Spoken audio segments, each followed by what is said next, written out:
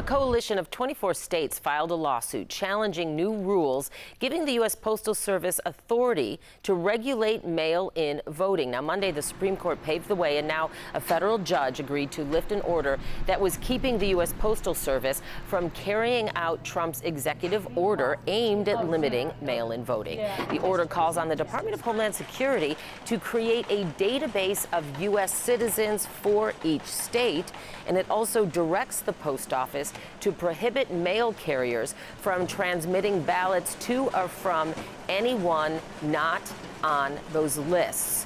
The Illinois Attorney General joined a multi-state lawsuit against the Postal Service yesterday. The lawsuit says the rule is unconstitutional and it exceeds the executive branch's power and interferes with states' authority to administer elections. The first wave of mail ballots are set to be sent out in just a week or so. And joining us now is Illinois Executive Deputy Attorney General Cara Hendrickson. Thanks so much for joining us this morning. Deputy AG, exactly what is the lawsuit seeking, and why sue the post office and not the Trump administration? Thanks for having me this morning, Dana. The lawsuit seeks to stop the implementation of the new rule that was issued by the Postal Service. As you just explained, this rule does, among other things, makes two significant changes. One, it requires local administrative offices that administer elections to make significant changes to the envelopes that are used to mail ballots to voters who request them in Illinois and across the country. It also requires that for the post office to deliver voting mail, they have to cross-check against the list that you described before. In other words, if a voter requested a ballot and this rule went into effect, the post office could refuse to deliver that mail to the voter if the ballot is not in an envelope that comports with the new rule, or if the voter is not on the list. This is plainly unlawful. Under the United States Constitution, states have the obligation and the authority to administer elections in this country.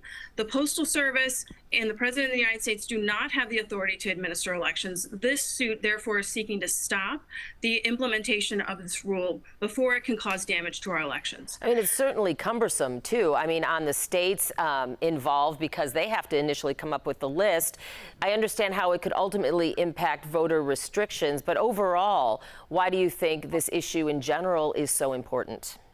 Obviously, voting is one of our most cherished and fundamental rights, and this lawsuit is the next step in seeking to protect voters in Illinois across the country from repeated efforts by this administration to limit the accessibility of voting for people in this state and across the United States.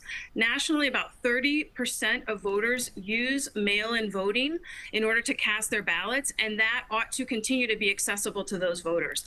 This is also another plainly unconstitutional and unlawful effort to limit the ability of states to administer the elections. As you say, states and local election authorities here in Illinois and across the country have already started and are well underway in planning to make the November election smooth and accessible to all voters.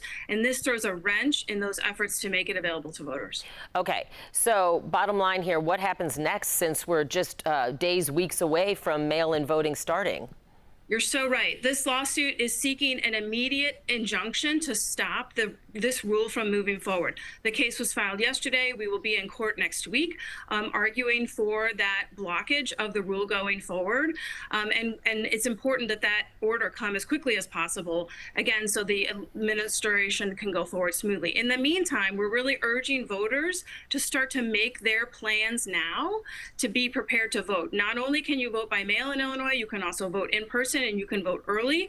Early voting in person starts September 24th. So we're urging all voters to start to make their plans right now. Okay, Illinois Executive Deputy Attorney General Cara Hendrickson, thank you so much for joining us this morning, and we'll continue to check in with your office. Thank you.